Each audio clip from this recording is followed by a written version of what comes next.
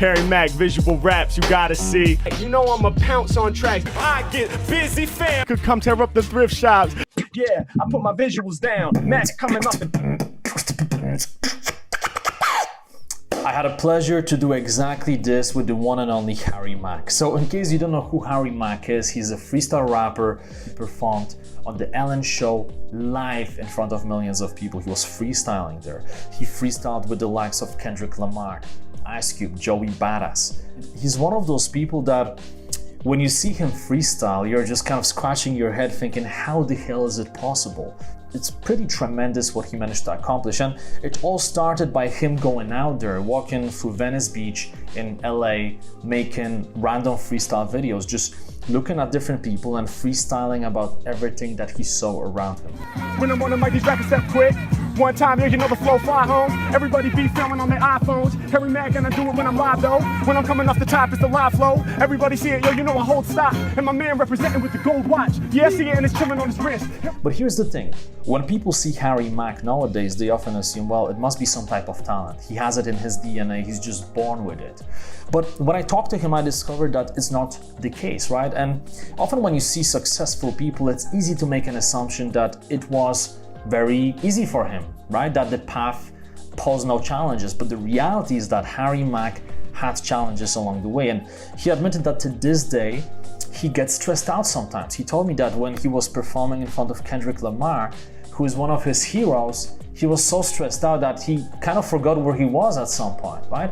But it's not about being stressed out. It's about what you do about that situation, whether you escape or you just keep pushing. And Harry is one of those people who just keep pushing, pursuing his dreams. So this interview is very inspirational because essentially he is making you, myself, and everyone else realize that in life is not just about talent.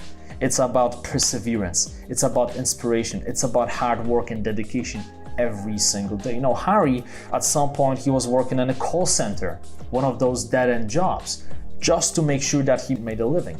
So he went through different challenges, but it's not about those challenges, it's about his response to those challenges. So in this conversation that I'm about to show you, we are talking about the variety of things. We are talking about cultivating positive mindset. We are talking about calming your nerves in tough situations. We are talking about building your vision and mission that really excites you every single day, right? So many different topics that we are covering. I'm sure that you will enjoy it. And by the way, I'm putting a bunch of clips of Harry Mack freestyling in this interview. And again, when you see them, you'll be blown away. I want to make a prediction that in the next few years, Harry Mack will blow up and every single person in the world will know his name, okay? He's a great guy. Enjoy the interview and let's get started. Yeah, bro, I used to beatbox back in the day, and you know, like nowadays when I film my courses, what I like to do is before I start filming, I like to warm up by beatboxing and freestyling sometimes. And it's fucking hard, man. It's not easy. And it's not, but that's awesome, man. Dude, when I see you doing your thing, it's almost like, is this guy, do you have like 10 tracks running in your head at the same time? It almost seems like this is the case, right? Oh yeah, it's crazy. I mean, it's not so much like a million things happening at once in my brain. It's more just like I'm hyper focused on the moment, you know? Mm-hmm. But there are a couple layers of things happening. Like when I'm out doing the, you know, what I call the Gorilla Bars series, which is where I'm freestyling in public, you know, for strangers. There are kind of two layers because on the one hand, I'm doing my freestyle techniques and focused on making the freestyle right. Mm. And then on the other hand, I have to have kind of this level of social awareness too, to make sure everybody's comfortable. And, you know, not everybody is ready for that. That's the whole point of the series, right? Is that we're kind of unexpectedly popping up and doing performances. So I kind of have to read the room a little bit, so to speak. Mm-hmm. So yeah, it's a lot, man. But it's fun. I really enjoy making that content. But that's so impressive because I noticed whenever you're freestyling, you're noticing people, you're noticing different things happening around. And if there's a dog passing by, you're going to talk about a dog. And it's incredible because, of course, there are freestyles rappers out there who are really good, but they don't only improvise, they also bring back things that they've learned beforehand. Whereas it seems like you just keep improvising. So that's unbelievable. But here's the thing, man. I notice when people see guys like you who are out there on the Ellen show, all of those different radio shows, just killing it, like literally killing it, they often think, okay, this guy can do it because he's talented, right? And I can do it because I don't have a talent. But I also know that anybody who is really successful in something had to have the perseverance, the dedication, right? Just going after it, even though there are challenges along the way.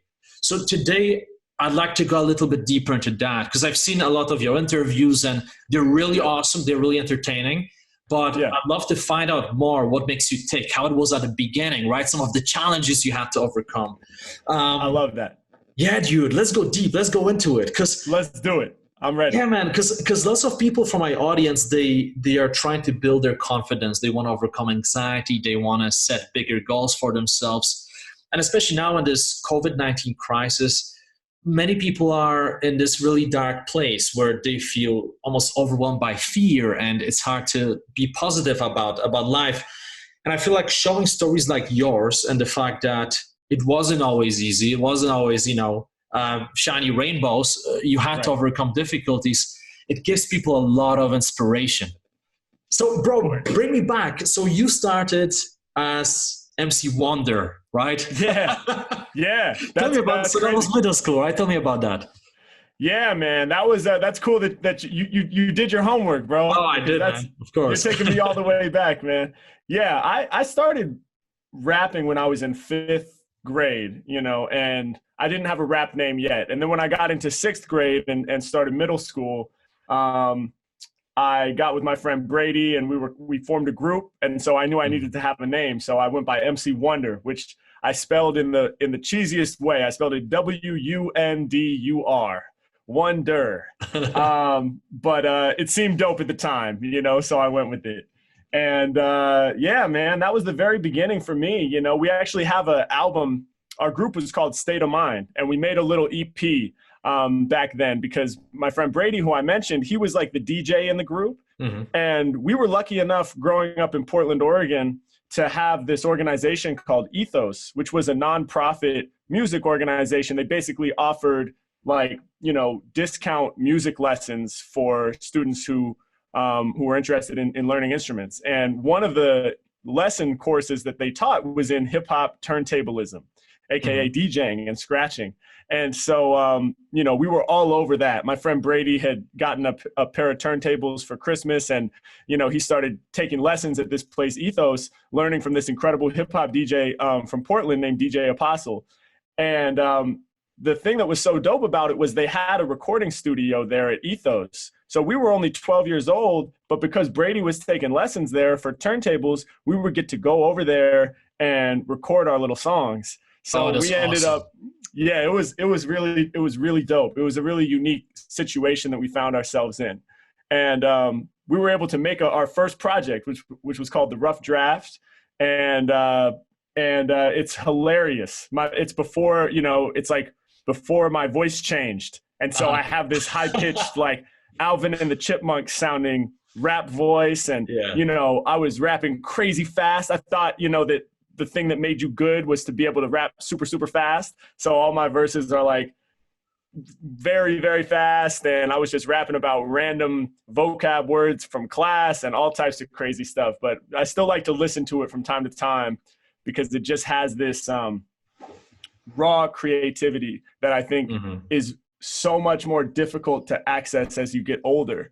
And because we were just 12 and we were essentially little kids when we dove in and started creating, we were just very uninhibited creatively, and we were just doing what felt right and what seemed fun in the moment. And so you get this really awesome snapshot of that youthful creativity. Because there was no fear of rejection, right? You felt like everything goes, you can just go with the flow. And whereas when you grow up, you feel like, damn, I want validation and approval of other people. So you kind of look around every day trying to get that, even though you work on yourself, still everyone has a little bit of that. But absolutely, can we see that somewhere? Is it uploaded anywhere? No, it doesn't. It's not like, because this was back before it was really even streaming.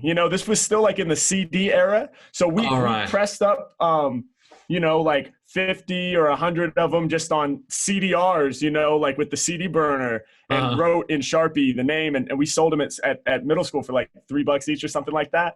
So I have my parents still have one, you know, and I have it like on my Dropbox and stuff, so I can listen to it. I needed to have it, you know, saved forever. So it's in the cloud, but it's not like publicly, you can't find it out there. Mm-hmm. And back then when you were making those, were you already creating the vision of doing what you are doing now? Did you already have the aspirations to be a famous rapper going out there in big shows? I know you're going to be doing tour with Kendrick, right? And a few other people. I saw on your website that you planning to do a few things. So yeah, I actually did that back in November. That was the Day in Vegas festival. All right, cool. So that already happened. That already occurred, yeah, which it was amazing. Yeah, it was amazing. I don't think I had the vision back when I was 12 of doing a big festival like that with some of the most famous rappers alive. I can't honestly say that was already planned, you know. It wasn't really methodical like that, where I was like, okay, I'm going to do this now so that I can get here, so that I can, you know, now there's a lot more of that type of thinking, right? Because it's a career, and, you know, I'm an adult, and I support myself with my music. So you have to kind of be thinking that way. But I was actually really lucky, again, to just be 12 years old. And, you know, I was just making things with that, you know, childlike, playful mentality. And I think that's actually ideal, you know, to not even be thinking like, oh, I'm going to do this so I can get here. You know, it wasn't a career yet. It was just something that I was obsessed with, and something that I loved, and something I was doing for myself, basically from the heart, you know, and doing because I loved the music so much that I just knew I had to participate. So I had I had the vision in the sense of I was passionate about music, even before that, you know, from the time I was tiny, I was obsessed with music. So that was already there. The love was already there. But as far as like a career trajectory or knowing like where I was going with it, it was just, we were just in the moment, man. Yeah. And is it this childlike curiosity and this feeling of, you know, you're not trying to get approval and validation all the time that makes you so good? Because it takes, I guess it takes a lot of guts to go out there and tell people, hey, give me a award, and risking that you won't be able to rhyme it. Right. Yeah. You know, I think that you're right, that you have to be in that sort of childlike, playful state in order to create, you know, and all that other stuff gets in the way, you know, thinking about approval from other people, or, you know, asking yourself questions like, is this good? You know, is this worthy of showing people? What are people going to think? All those doubts and voices that come into play actually get in the way, you know? So I think that's actually why, a big part of the reason why I really love improvising and freestyling is because improvising and freestyling kind of requires you to shed all those voices of doubt and all those voices of like, is it good? Is it bad? You know, should I revise it? Should I make it better? The fact of the matter is you don't have time to revise anything. Yeah. You know, you don't even have time to consider other possibilities when you're improvising. You just have to grab the very first idea and spit it out and let it live. And once it's out there, you know, you're already on to the next idea. And so it's kind of beautiful that freestyling quiets all of those voices for me. And while you're right, it is nerve-wracking and scary, and I do get nervous going out there before the shoot, you know, but once I'm in it and once I'm actually rapping, and as long as everyone's cool and I'm not like, you know, getting in anybody's way or irritating anybody, as long as it's all smiles and good vibes, I'm actually feeling very free, and it's really dope. So is it in a way, because you're entering this flow state, does it feel like meditation where you forget about everything else, right? You become the music in a way. Exactly. Yeah, 100%. It is like, you know, it's funny because in rap, we talk about having a flow, right? Like, oh, that dude's got a dope flow, you know, or if I'm going to freestyle, I'll be like, yo, let me kick a flow. And that really just means rap, you know, or rhythm, or, you know, cadence is usually what we're talking about when we refer to flow. But it just so happens it's the same word from, you know, meditation and you know, mindfulness practices, excuse me. That same word, a flow state, like you mentioned. So it's cool. When I'm flowing, I'm trying to enter that flow state, or not even trying to, I guess. I'm just allowing myself to enter that flow state. But yeah, man, I forget about everything. Like, you know, sometimes I'll finish doing like a freestyle. I'll do these live streams that are quite long. You know, they're 2 hours long most of the time. Yeah, it's crazy. Sometimes at the, yeah, it's a lot of fun. But sometimes at the end, I'm like, wow, like I'm super hungry. Like I got to go to the bathroom. Like, you know, like suddenly I realize all the things that just weren't even on my radar because I was so in it for those 2 hours. It's kind of interesting. And I'm curious to hear, so when you got started for the first time, did you have a feeling right from the beginning, I'm really fucking good at this? Like this is a talent? Or was it more of a, yeah, it's going okay, but I'm making a ton of mistakes? How was it when you got started with freestyling?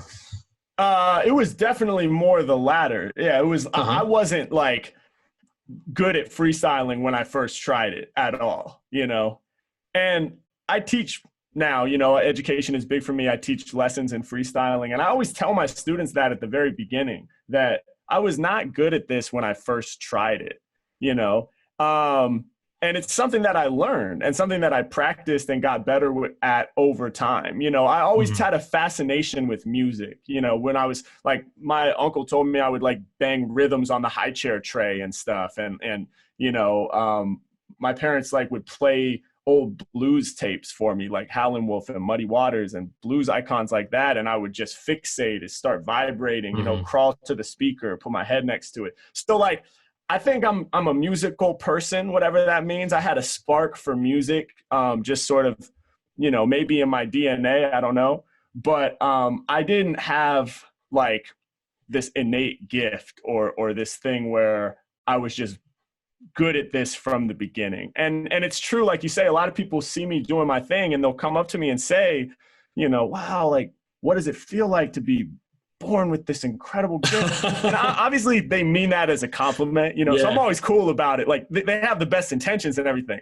But in reality, the answer, you know, is I wouldn't know how that feels necessarily. You know, I was 12 when I started trying to freestyle, and we were having so much fun, me and my friends, doing it, that it didn't matter that we weren't very good at it yet, and that we really didn't have a skill set, and we really didn't understand the technical aspects of how it works.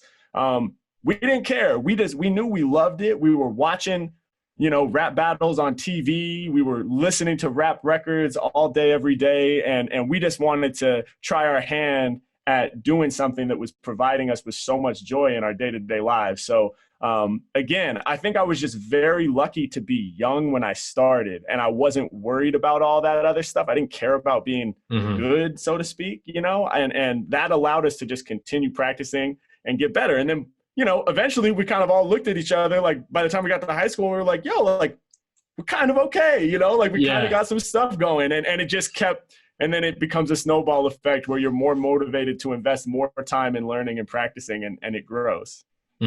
Dude, it's really reassuring to hear this, because as I said at the beginning, before we even started recording, lots of people see people like yourself and they think, wow, you have this talent and I don't have one.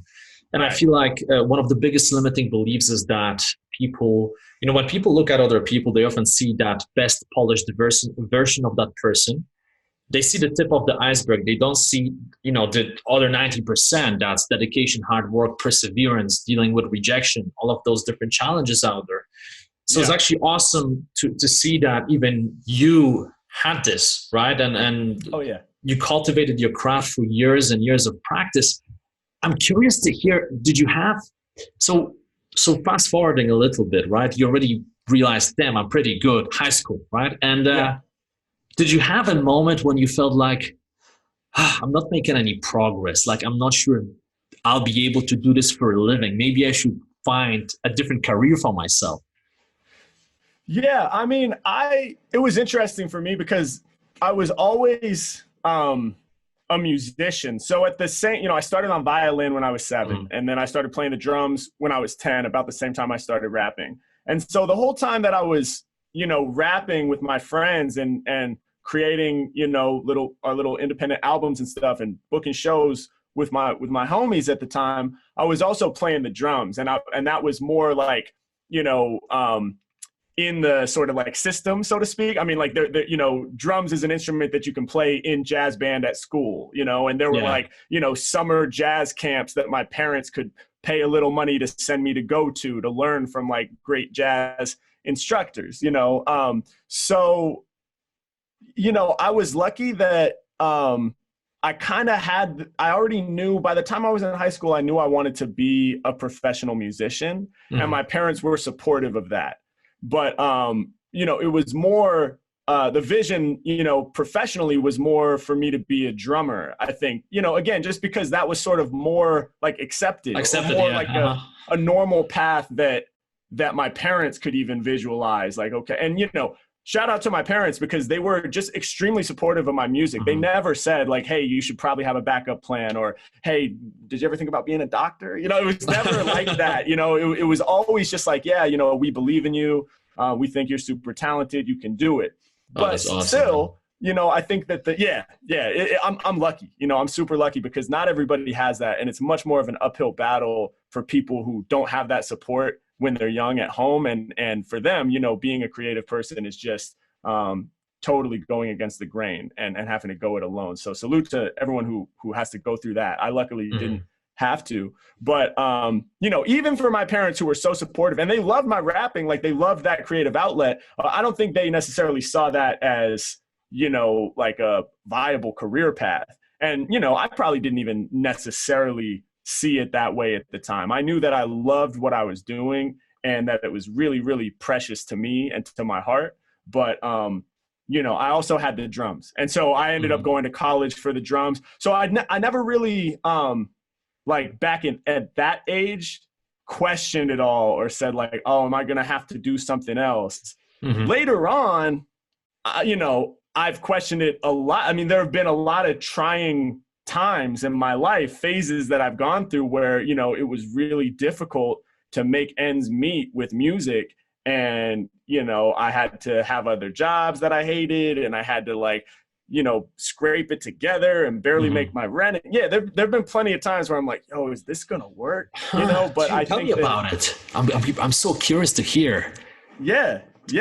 I mean, you know, so like, I graduated from college for playing drums, you know. I was basically a jazz drummer, you know, and so I was hustling for gigs and, you know, it's very competitive and there's not a lot of money in it for most people, you know, in the jazz genre, unless you're really one of the most famous cats worldwide, you know, then you're doing fine. You're making good money playing big concerts. But for most of us in the jazz world, just the freelancing jazz musician is playing, you know, bar gigs, restaurant gigs, maybe a wedding gig here and there. Oh, hey, you know, $200 for a wedding gig, but normally it's, you know, $50 for a few hours at the bar or $75 maybe at a nicer restaurant. And, you know, constantly being told, hey, please play quieter. You're disturbing the guests, you know, oh, you used to get a free meal, but sorry, things change. You don't get that anymore, but you still get paid, you know, and just like,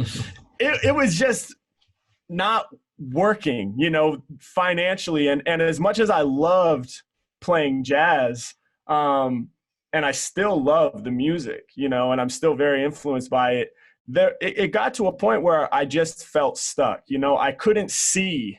You know, it was like you look ahead to the horizon and I just couldn't see it working. I couldn't see where I was headed. And you know, and I was working at a call center and basically doing like sales calls and it was very soul sucking. And so those are the moments where, you know, you start to ask yourself like, man, is this going to work out for me? Like, is this possible? And luckily, you know, it is. And I was able to push through and get to where I'm at now. And I've been doing music full time for the last 6 or 7 years, which is really incredible. And you know, and it's not easy. And there's still a lot of ups and downs. But I think that's kind of what defines an artist and or anyone who is kind of like trying to be an entrepreneur or carve out their own path. It's really just the ability to persevere through those low moments that determines whether it's going to work for you or not. How did you do that? So when you hit that low, right, when you felt like, damn, call center, sucking job 10 hours in a row, right? Calling people who already said no pretty much. Yeah, right. Dude, how do you summon that positive energy and just motivation to keep pushing? Is there anything, any books you've been reading, anything you did mindset wise to push through?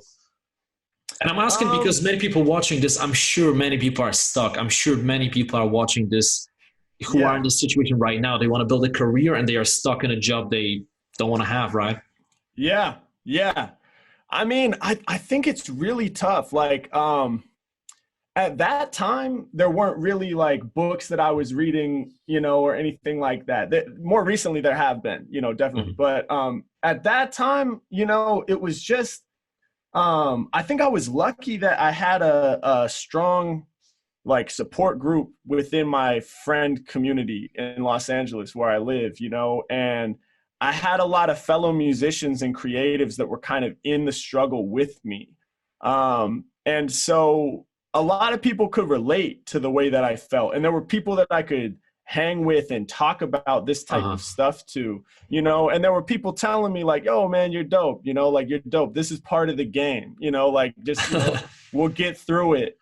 So luckily I wasn't all by myself, you know, and for me, you know, music has always been the passion. So like, no matter how dark it got or whatever, or no matter how negative my thoughts would go at times during that phase, I knew that, you know, all I wanted to do was throw a record on and listen to John that's Coltrane. amazing, man. Or all I wanted to do was throw a beat on and freestyle with my friends, you know, and like underneath it all, that was always still there. I never had to question that part of it. So I think for anyone struggling to make it happen, you know, the biggest piece of advice I can give is just, you know, is really looking inside yourself and asking where the passion lives, you know, where is the passion focused? And for me, it was on music. And so since that was so much a part of me,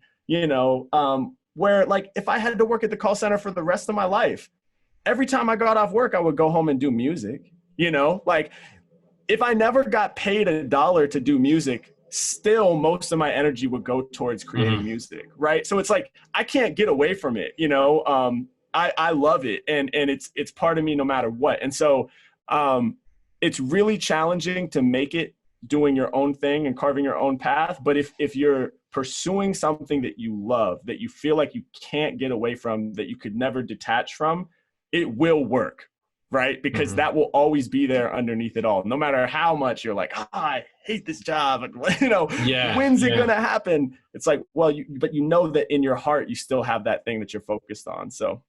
This is so important. I can resonate so much. I used to work for different companies. One time at investment bank in London. And this 1 week in, I already knew this is not for me. It was the pinnacle, right? It was something that everybody told me, if you get that job as this poor kid from Poland, right, you will have made it. And then I realized, wait a second, I just can't be here. And I think, you're totally right. Defining that vision that's so compelling that you would actually pay to do it, right? And that really brings you closer to that success. So if we fast forward a little bit, what was the defining moment when people started noticing you? I have a little assumption that it didn't just happen. You made it happen. You went out there and you pushed, right?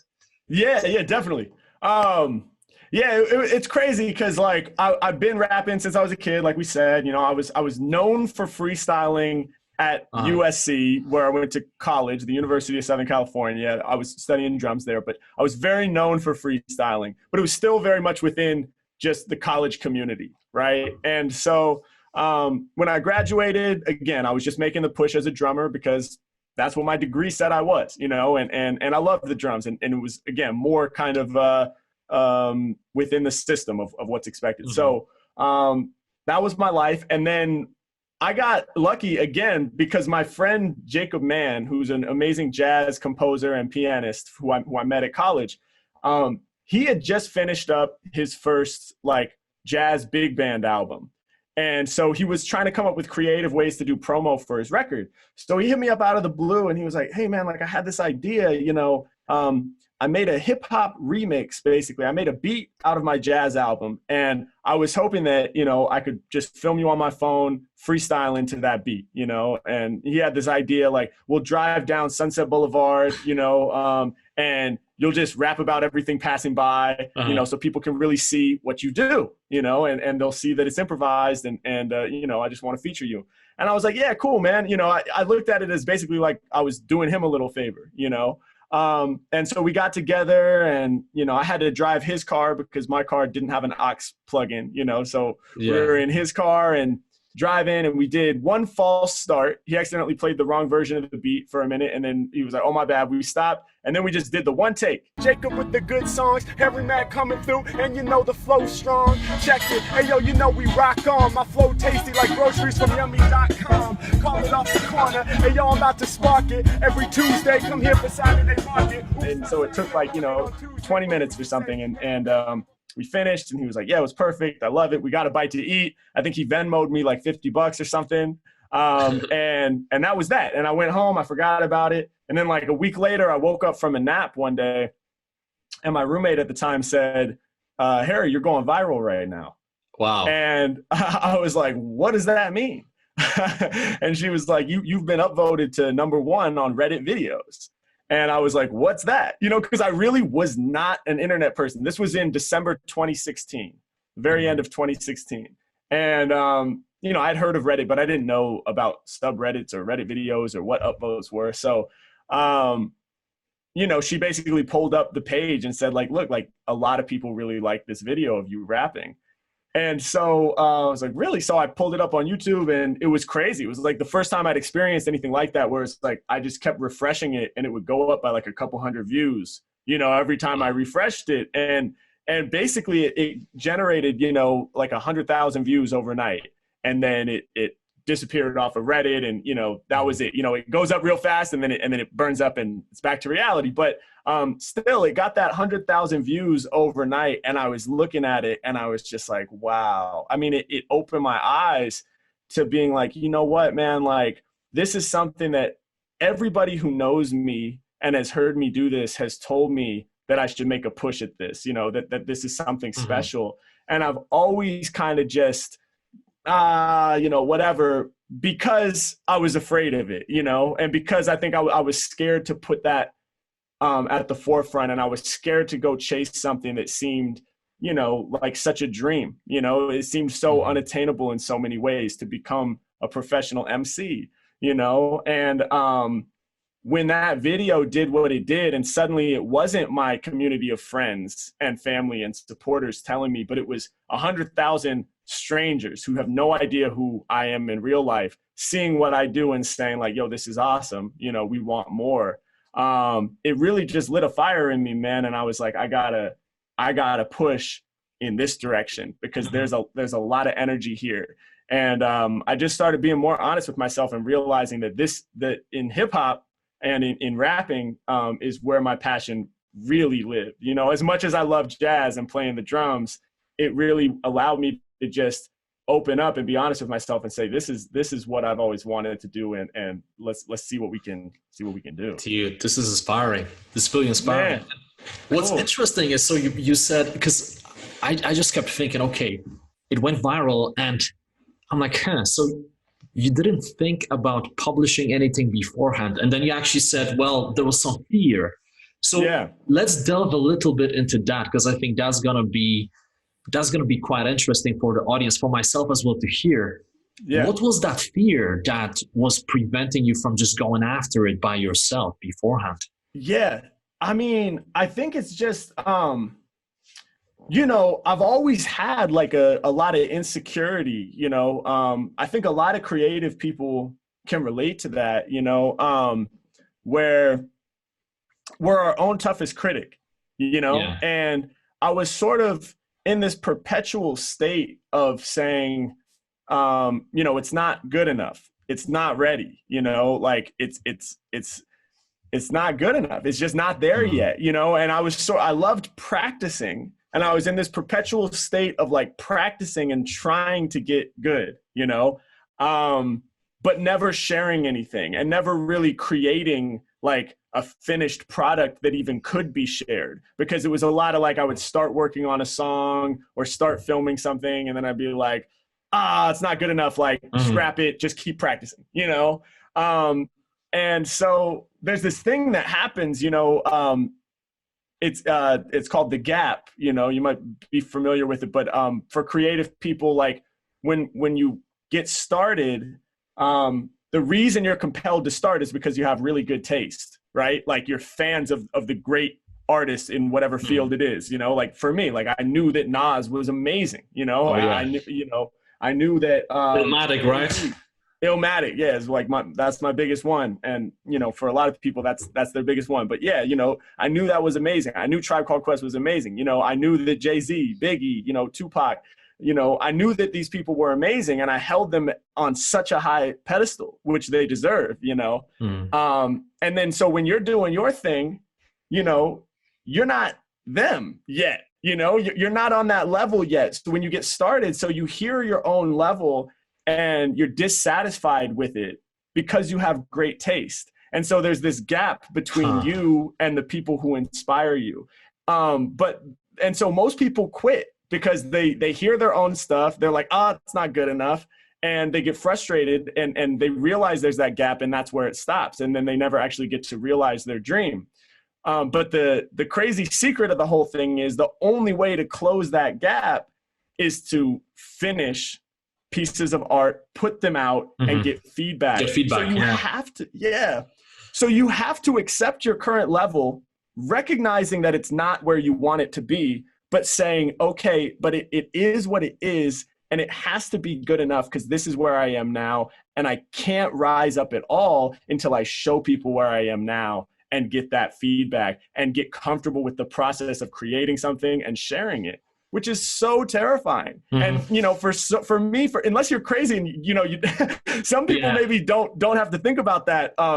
You know, I don't know, like maybe Kanye West just doesn't have that part of his brain that says, hey, like, it's not good enough. I feel like he can just do it, you know, but I don't know. I also don't know what it's like to be in his shoes. But I know that for me and for a lot of other creatives that I've talked to, it's just terrifying to put something out and share it with the world. But just like anything else, it gets easier with time. So again, I'm just thankful to my friend Jacob, who kind of almost tricked me into doing it, you know, because he did it as promo for his album. But at the end of the day, he was kind of like, yeah, Harry, there you go. You know, take it and run with it. You need to be doing this. And he opened my eyes to it. Maybe, who knows, maybe he had a feeling deep inside that could propel you to actually go out there. Man, it's so interesting what you're saying, because I feel like this applies to so many other areas of life. So, for example, I built online courses, and so many people, dude, they are experts. They're some of the best people in the world at what they do. They come up to me and they say, I want to build a course, but I'm not sure how to do it. Then they find out how to do it, but they still wouldn't click that publish button, even though, dude, in some cases they have all the content done. Everything is done, but they wouldn't click it. And usually they say, well, yeah, I think it could be better. And this weird perfectionism. And it's almost like, I think good analogy could be when you look at yourself in the mirror every day, then one day you kind of, you know, you look at old pictures from say 5 years ago and you're like, who the hell is that person? Right. I look at myself 5-6 years ago. I'm like, who's that little kid? Yeah. Because you don't see your own progress because you see yourself every day. And I feel like as a rapper, as an artist, as anybody doing anything cool, as you are progressing, it's so hard to give yourself a credit, right? We underestimate ourselves so much. So then you made that happen, right? You realize, okay, I've got it in me. I want to go out there. I want to push myself and just spread it to the world, get the feedback. Is that roughly the time when you started doing those guerrilla bars, walking around and just rapping? Yeah, that's exactly what it was. Basically, just the fast forward version, it was like, I did the car video with Jacob, you know, which was on his YouTube channel. And he already kind of had a bit of a YouTube following, so that kind of gave us a head start. And I got with him afterwards. I was like, man, what should I do? You know, I was like, I'm ready. What should I do? And he was like, well, you know, I think you should just make your own YouTube channel and just start doing videos by yourself. You know, I think, you know, it'll blow up. And so I was like, okay, cool. So I just went home, made a YouTube channel, and I just told myself I'm going to do one video a week, you know, no matter what. One video a week. Let me just set it as a rule, as a deadline, so I have that structure. And if it gets down to it, if I have a crazy week and the night before I don't have anything, then I'll just do a selfie video freestyling to my phone. But no matter what, I'm going to post a video every week. And so, you know, I did a video of myself freestyling in my room, and it was a brand new channel. It got like, you know, a few hundred views. Okay, cool. You know, and then I did a video of, I can't remember what the next one was. I did a couple videos just in my studio, and the next one gets 500 views. And then, you know, I had this realization, like, you know what, this isn't outside the comfort zone enough. Like, I just don't feel like it's going to break through because it's just me in my room. And so I had the thought, like, you know, let's go outside of the apartment, and, you know, what if we go around the corner to the, you know, convenience store right over there and ask the dude, he knows us, we're in there all the time, you know, maybe we can go in there and freestyle through the shop. And so we went and did that. Shout out to my man for letting us come through.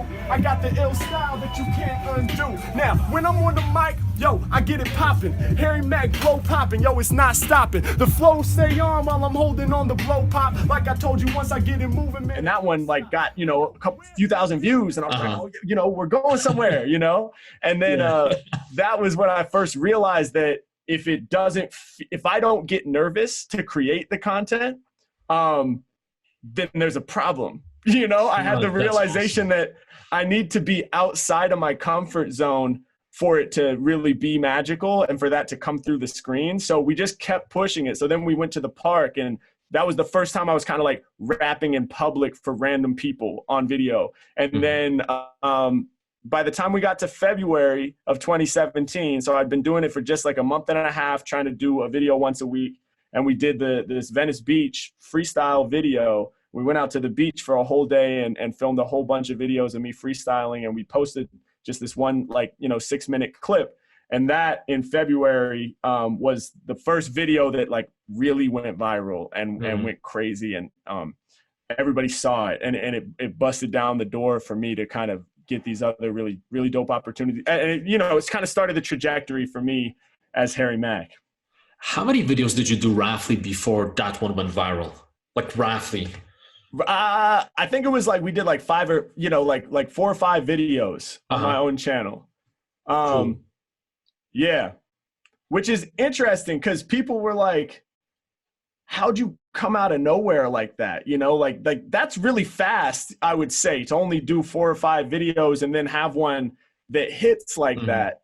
But I think the thing is, I was in a really, really unique position in that I had basically just been practicing and developing this skill set in private for over a decade, you know? So because I was afraid, ironically, you know, because I was too afraid to share it with anybody, I was able to just develop it by myself and with my close friends for a really, really long time, and develop my skill set to a pretty high level before I even started showing it to people in videos. That's why the first one with Jacob Mann kind of did what it did and created some excitement.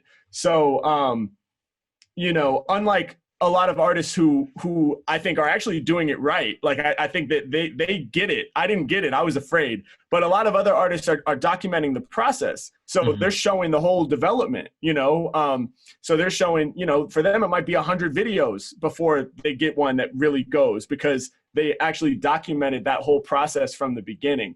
And I think I salute the people who are doing that, because I think really that's what I would encourage people to do, is not have to deal with that fear phase and the inner turmoil of self-doubt. You know, that was really tough, but it did allow me to kind of like splash on the scene out of nowhere and create this vibe of like, yo, where did this dude come from? Why have we never heard of him? He's freestyling at a high level. So, you know, there's a silver lining to it, I guess. Oh, dude, I have to tell, I'm still surprised that you don't have like 10 million subscribers. And I'm just waiting for that moment. And I know it's going to happen really soon. I appreciate it, man. Dude, I have zero doubts. I mean, when I saw your freestyle for the first time, I said to my girlfriend, this guy is gonna be, everybody will know his name because dude, it's just fucking incredible. Thank you, Jimmy. I appreciate that, bro. But man, I'm so curious to hear from you. Was there any moment, because that's another thing many people have in their minds, when they see you keep rapping, it almost seems like you never make a mistake. Dude, I've seen those 2-hour videos on YouTube where people just writing comments and you just keep rolling. And the interesting thing is, and by the way, when you read YouTube comments, some of them are genius. They're really funny. And someone said that, like, Harry Mack, in 50 minutes of freestyle, he can create more content than an average rapper in like 24 months. Right? Right. So people often think, okay, guy like this never makes any mistakes. So did you have any moment where you started freestyling and shit just wouldn't work and you just couldn't make it happen? You got nervous maybe? Yeah, definitely. I had all kinds of, I mean, and I still make mistakes all the time now. I'm just really good at covering up my mistakes and turning them into something that works, But yeah, man, when I was lucky because I started so young. So a lot of like the major like choke moments, and like really dropping the ball on stage, a lot of that happened when I was like in middle school, and in high school and stuff like that. I remember there was a time in middle school when we were with that organization, Ethos, they put together this really cool benefit concert. And all of the kids were the opening acts for this famous band in Portland called Pink Martini, which is this incredible like Latin music band. And so we got to open up for them, and we were like, 13 years old. And Ethos was like, oh, these kids are great. Harry and Brady, put them, last of the openers right before Pink Martini. And then we showed up to the dress rehearsal and we were doing this brand new song. I just finished writing it and I forgot to make time to memorize it. And it was so fragile in my mind. Like it was barely there. And I got nervous in the dress rehearsal and I did like one line and then I just froze and the beat was just playing and I wasn't saying anything. And and everyone slowly starts looking at each other like, uh-oh, like, what is this? And then we showed up, and I was so embarrassed. And that week I just really went in the basement, just practicing the song again and again and again, and I told my parents about it and how embarrassed I was. So they were like, go ahead. Like they didn't tell me to stop even when I was repeating the song 1,000 times, and we came back, a week later for the actual show and they had changed the order. And now, we were the first group of the openers, but we got it there and we crushed it, so I recovered from it. But yeah, man, I made all kinds. There's so many moments like that, too many to even name. On the violin too, my first ever violin recital when I was 7, I cried the whole time. I couldn't even go on stage and play. I just sat in the audience and cried, and I was 7, but still, I was too scared to get up there and do it. And, I've dropped the drumsticks at critical moments.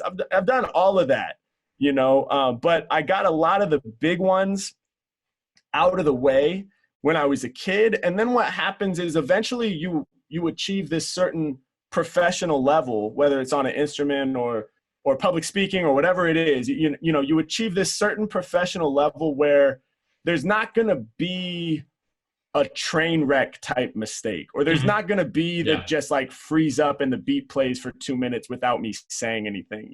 There could be other kinds of mistakes, and there's all the time, there's like off days or like awkward performances or moments where I was like, man, I just couldn't get there. But still, if you watched it, there's a certain threshold where it's still like, oh, he was still freestyling. It still sounded good. It wasn't magic. It wasn't through the roof. It's not the level that we hope to hit every time, but basically I can just trust the skill set at this point that even on my worst day, I'm still going to pull something off. Does that make sense? You can always recover in some way, right? Exactly. And Harry, so when you have like really tough days, say you have shooting planned, maybe you're going on a TV show, to the radio, and you just don't feel it. Your brain is not working. How do you get yourself in the state? Do you actively change your state, or do you have any? Yeah, I mean, I try to,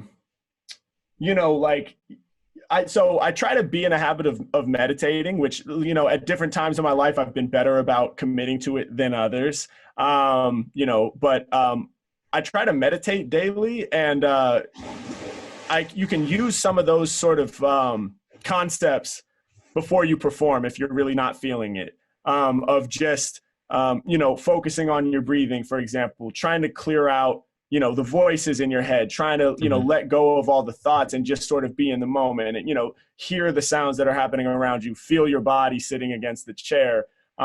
Things like that are super helpful to try to get into, you know, to clear it all out and kind of get a blank slate so you can go into the performance and not be thinking about, you know, whatever it is that's causing you to have an off day.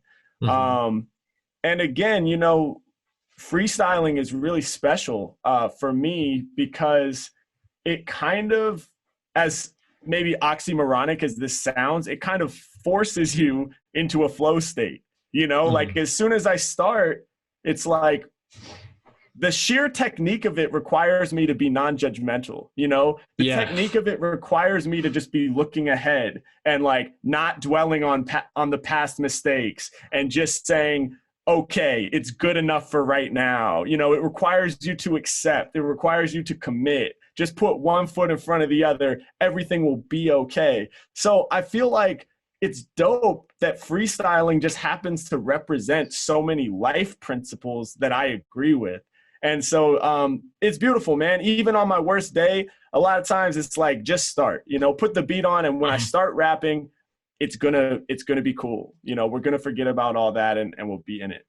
So rather than waiting for that inspiration, you just trigger it by doing, right? Exactly. Would you say, I want to ask you something quite interesting. So sometimes before I film, right, even these are just content videos, I like to beatbox, I like to freestyle, even though it's it's not pretty, man. But I just that's dope though. I love that. And it's fun, especially when you do it with people around you. When, I don't know, I'm with a group of business people and we literally get ourselves to freestyle and make a ton of mistakes. But you're right. It forces you to not think about that potential judgment. You learn how to laugh at your mistakes. Yes. Would you recommend freestyling as a tool for getting into flow state to anybody? I'm curious on your thoughts on this. 100%. Yeah. You know, I think freestyling is beneficial to any and everyone, man. I really do. And, you know, I mentioned that I teach, you know, private lessons on freestyling. Many of my students are not necessarily, they don't necessarily have aspirations to be professional rappers or to freestyle at like an incredibly high level, you know, where that becomes like a main part of their personal identity. A lot of them are just, you know, I want to be more in the moment, you know, I want to be less judgmental. I want to, you know, try to achieve flow state, you know, and be able to practice that. And I think freestyle is just an incredible tool to help people kind of access those things. So yeah, I love it, man. I'm not, you know, I'm not one of these people who's like, yo, if you're not dedicating yourself to the game, then don't even touch this freestyle thing, man. This is, you know, it's like, I don't have that attitude at all. I'm like, man, everybody, you know, the CEOs at major companies should freestyle and make mistakes, and who cares, you know, and have fun with it, because that's where I started, you know. And if I'm being honest, that's how it was for me. I was just stumbling over myself and having the best time doing it. And I gained a lot from that. So even if it never became my career,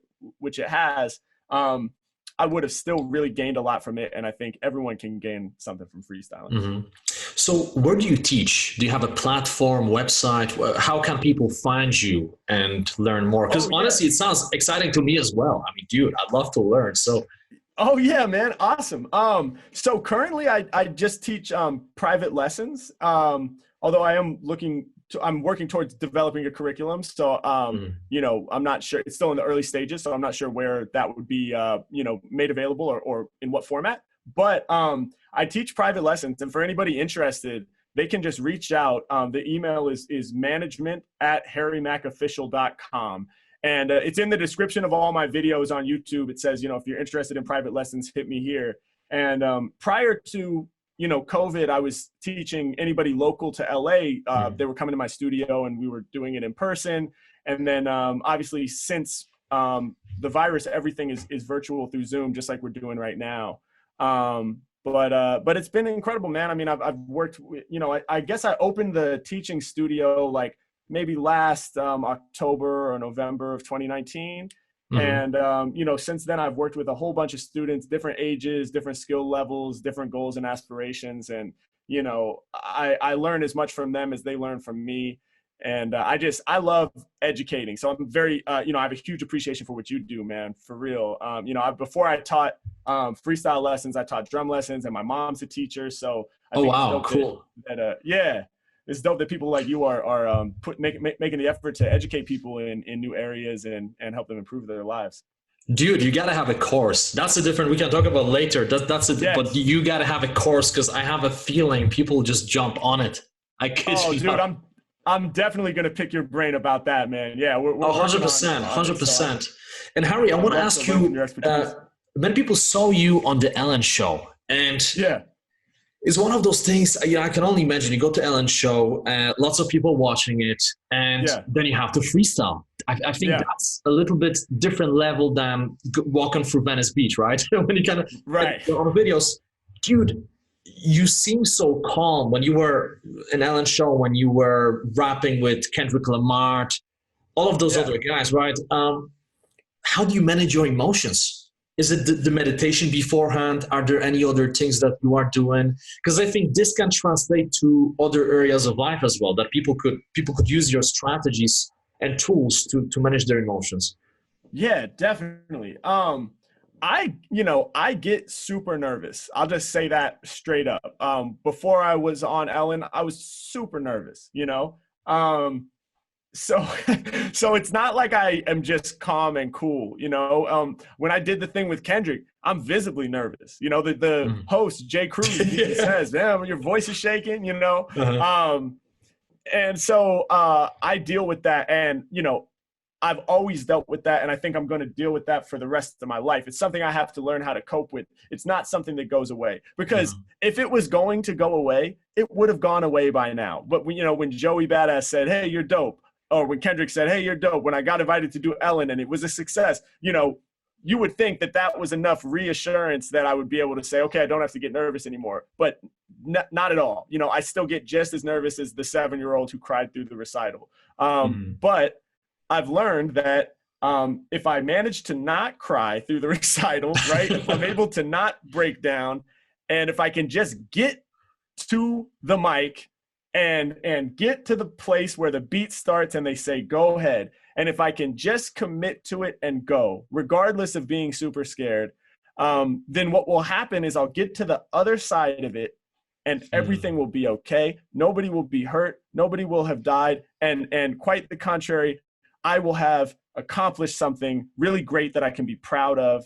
And it's always worth it.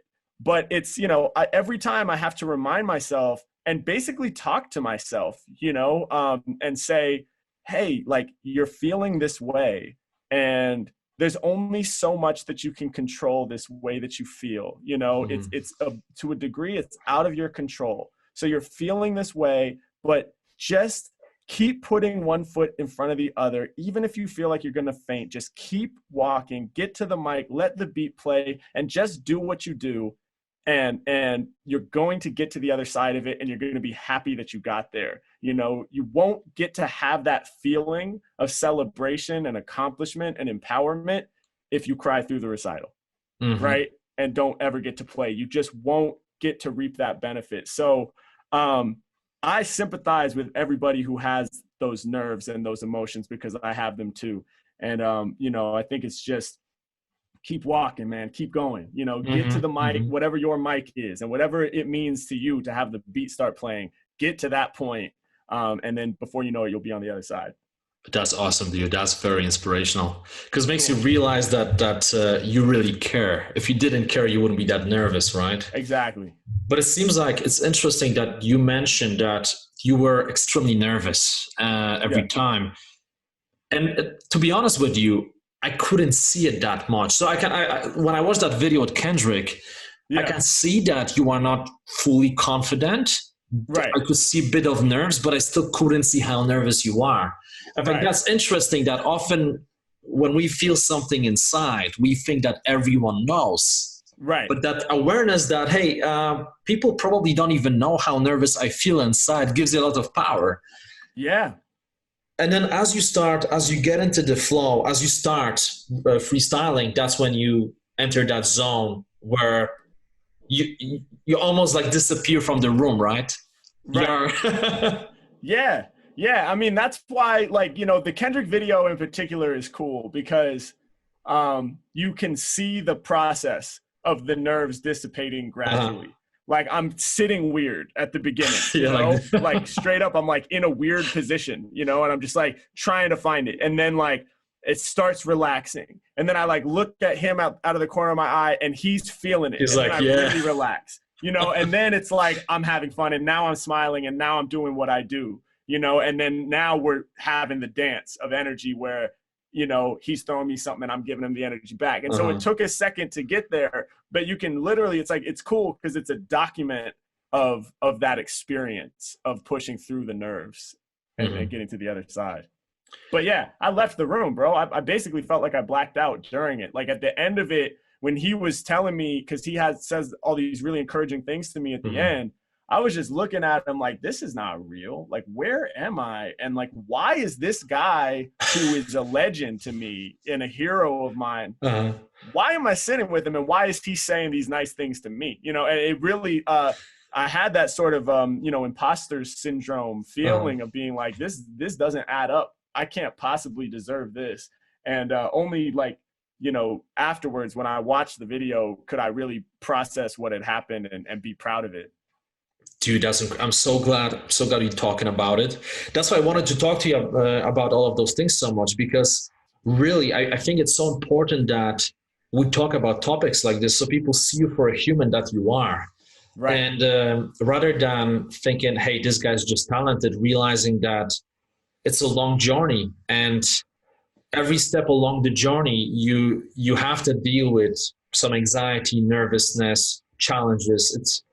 This is what makes this game of life fun, right? Absolutely. That you feel the heart beating, you know, damn, I'm fucking alive. Kendrick is sitting there. This is what it's all about. Nobody wants to play a game where you are just sitting in one room and nothing can possibly happen to you, right? Right. 100%. And sometimes it feels, you know, when you're dealing with fear and things like that, and you know, you have a comfort zone that works for you and it's fine and nothing ever really challenges you and you're in this place of complacency. Sometimes that feels like good almost at the surface. You're like, oh, this is fine. Like I'm never scared, you know, everything works. I know that I go to this job and I get this money and I do this thing. And that's, by the way, not meant to say that there's anything wrong with working a normal job with structure. You know, that can be great for a lot of people. But just to say that when we become complacent, sometimes it feels like everything's fine, but only when you allow yourself to be challenged, I think, and when you step outside your comfort zone. And it's like Will Smith talking about, you know, how he was so terrified before he jumped out of the plane to skydive. And then as soon as he jumped, he completely filled with just overwhelming bliss. You know, and I think that's what it is it's like your comfort zone feels nice because what's outside of it is scary. But as soon as you allow yourself to step out there, your world expands and you realize that there's so much more to living. Awesome. Well said, man. So well said. Hey, I tell you what, I'm kind of putting you on a spot here, but have you ever done freestyle on Zoom call? Because yeah, definitely. Yeah. We can would you like to go for it? It would be awesome, man. Yeah. Actually, I have some beats here that I can play too. That should. If you don't have the beats, I can make the beat.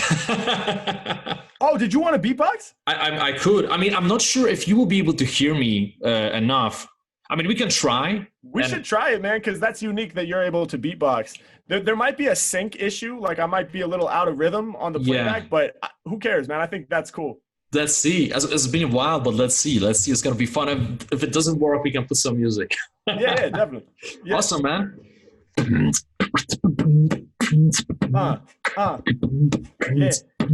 Yeah. Okay, listen, Harry Mack off the top of the mind with the heat rocks. Getting down while my man kicks the beatbox. In the game of rap, I be on a win spree. Getting busy with a man named Jimmy. We in the session, I've been the dude. Yeah, just answer questions for the interview. Hey yo, we filling up the room, making speakers boom while we getting live up on Zoom. Peace to everybody who be watching and supporting. This is for the content, so we are recording. Yeah, I put my visuals down. Matt coming off the top with that original sound. Yeah, hey yo, I'm coming with the lyrics that are tight. You didn't even know my mic's out of sight. I pull it in the frame and my voice gets louder. When I'm in the session, yo, I'm feeling more prouder. We be getting down, I got rap in the bag. Yo, we can make it happen regardless of the lag. We using the technology, I kill it, that's the policy. And if you want to know about the rap, you better follow me. Yeah, beatbox, vocal tones. I'm about to make the whole globe known. Coming off the tip of this, my lyrics are ridiculous. You know, Matt, keep a low pro, inconspicuous. Yeah, hey yo, my brain's insane. It's scary, but I'm jumping out of the plane. Cause I know on the other side of fear, I can claim all the responsibility and joy I gain. Going for mine, out my comfort zone, while I'm kicking more flows right off of the dome. Yeah, Harry Mack, you know I got bars that's clever. He's my man Jimmy on the beatbox forever. What? Oh, cool, man. Dope, bro. Oh, bro, the only thing I couldn't hear you well. Could you hear the beat? I could hear it decent. Yeah. I could hear it enough. I was just doing my thing, man. I was trusting that you were killing it. Yeah, I'm curious how it's gonna sound afterwards when we watch the video, but I hope this thing is all right. Yeah, we'll see. I'll probably be a little offset or something like that, but maybe it'll sound like I just had this really creative rhythmic approach. Who knows? It's funny because actually hearing you speaking about the comfort zone and how you always push your comfort zone when it comes to things like this, I figured, you know, part of me was like, yeah, let him just do what he always does, right, with the music. And I'm like, fuck, right. I know how to beatbox. I mean, I used to do it when I was in my teens. So it's been a while, but I'm like, why not? Why not? You have an opportunity now, so jump on it. And it's not comfortable. It's not comfortable because I'm not that good with this, but it's fun. And that's you sounded dope, bro. You sounded dope, man. Yeah, don't be hard on yourself. You sounded good, man. Definitely. Way better than my beatboxing, I'll tell you that. Oh, so you beatbox as well? No, I mean, well, I'm a drummer, so every drummer beatboxes. I mean, every drummer like practices rhythm with their mouth, but I never could get the tones down. Like you actually had like a nice bass sound and it was like you obviously have practiced it. But yeah, I just do super basic stuff. Awesome, man. Hey, this was so cool. Such a great conversation. I appreciate your time. Where can people find you? Having me, bro. Where's the best place for people to find you? Yeah, man, I'm on social media at Harry Mack, HarryMack. The biggest platform for me right now, especially during COVID, is YouTube. So it's just youtube.com/Harry Mack. I'm live streaming on there twice a week, Wednesday evenings at 4 p.m. and Sunday mornings at 11 a.m. Pacific time. Yeah, that's kind of the main one, but I'm on Instagram, Twitter, Facebook, everything across the board at Harry Mack, HarryMack. Bro, actually, before we finish, I got to ask you one question. Yeah. Because I really want to ask you this. What is your vision? Where do you want to be like 5-7 years from now? That's a great question. You know, it's crazy because for so many years, my primary goal was just to be able to do music full time, you know, as my way of supporting myself and to not have to do other jobs and things that I didn't care about, but to be able to really just go full time on my passion. So for so long, it was like, that's all I was looking towards, you know, like, let me just get there. And then, you know, as I mentioned 6 or 7 years ago, I was able to quit, you know, my day job and just do music. So since then it's been interesting really thinking about like, okay, but like, what's really, you know, the end game here? Where are we really trying to go with it? And to be honest with you, as long as I'm able to support myself doing music full time, and as long as I'm able to be a full-time creative, I'm happy. And that like, period, you know, like if I have to start doing other things to support myself, that's really tough for me. That's when I start becoming a lot less happy, you know, but I'm just loving the fact that I wake up every day and I do what I love to do and I get to express myself and I get to focus on my passion full time. Not to say there aren't parts of what we do that are less fun, you know, like I have to do administrative stuff too. And there's a lot that goes into having a creative career, but by and large, man, I get to freestyle as my job, and I get to write raps and make beats as my job. That's amazing. So, that's the biggest thing for me. And beyond that, you know, I want to travel the world. You know, hopefully we're able to do that again soon. Oh, yeah.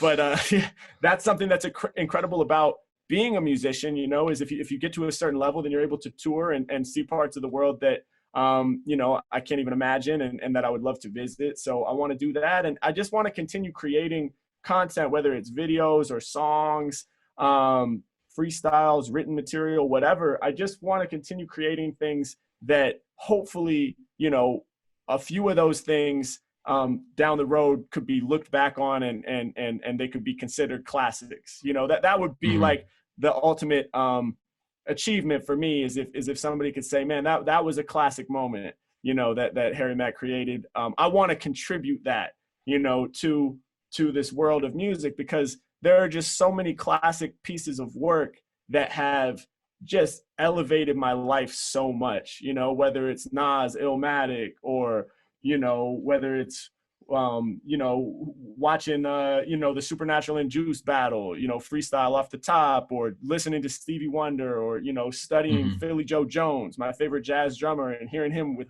you know, the Miles Davis quintet in the 50s, all these things like that I look back on and I'm like, man, it's classic. It's perfect. It's so incredible. It would just be really dope to contribute something to that, where at least one other person thought, you know, to me, that's the classic. So that's my awesome, man.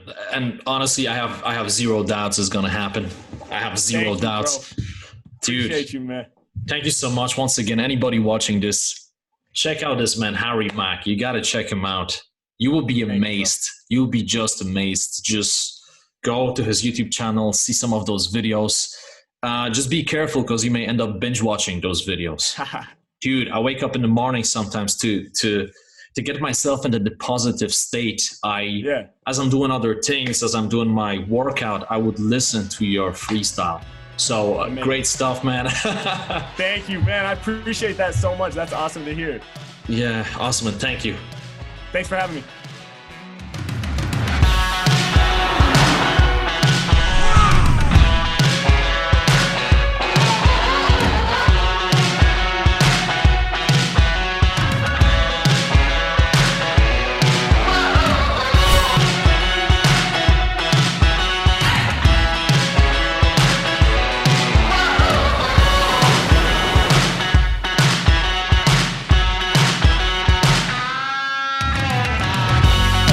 Ladies and gentlemen, please welcome to the stage entrepreneur, adventurer. With my great congratulations, Jimmy, welcome.